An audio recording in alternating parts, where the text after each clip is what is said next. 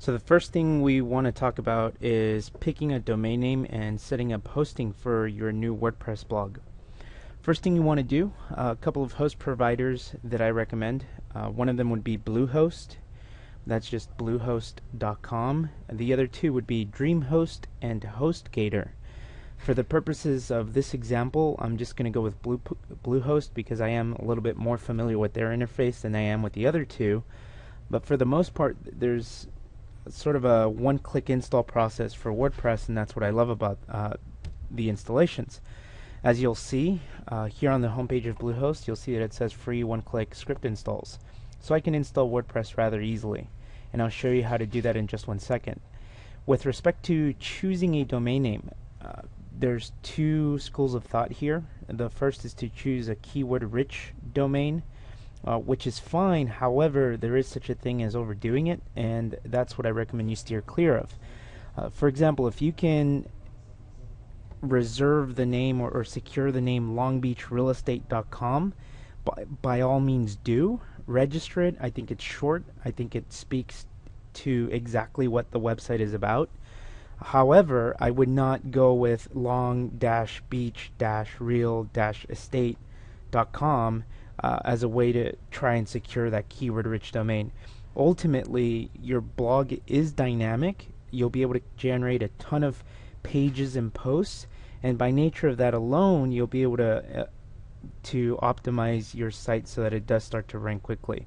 So I'd put a little less emphasis on keyword-rich domain, a little more emphasis on the content that you generate. That being said, let's go ahead and get started with your setting up hosting on your account. First thing you'll want to do is go to bluehost.com. In this example, click on the sign up now link.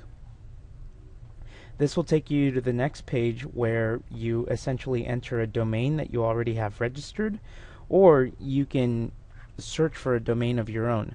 For the purposes of this example, I'm just going to go with myawesomerealestateblog.com. Click on next, and it'll take us to the checkout page. Here, it'll tell you whether or not the domain you've requested is available. In this case, we see that it is. I can go ahead and choose the other extensions that I want to secure. Just by default, I do recommend going ahead and securing .net and .info if you wish to do so. .tv wouldn't be a bad example either. You just want to secure those names so that somebody else doesn't come by and swap those as well. Then you go through the process of inputting your account information, first name, email, address, so on and so forth. You'll be prompted to select a plan here, a pricing plan. You can choose to purchase hosting for the year up front or for 2 years up front. As you purchase for more length of time, you'll notice that your price drops just a little bit by about $1 a month.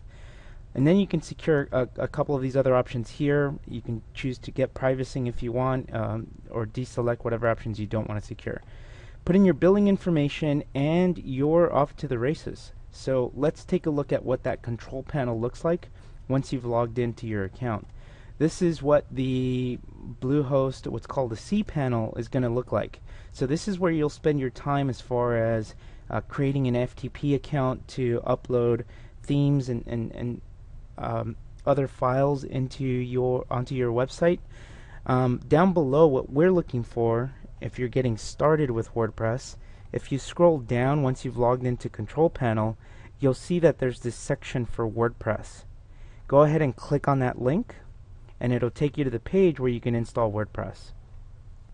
Here on this page, you'll see where it says Install WordPress. Go ahead and click Install, and it'll take you to the next page where then you can select what version of WordPress you like to install. You can select the domain that you'd like to install, and then if you click on Advanced Options, you can title your blog and set a username and password for your new account. Go ahead and click on I accept, click Complete, and it'll install WordPress on the domain that you've selected.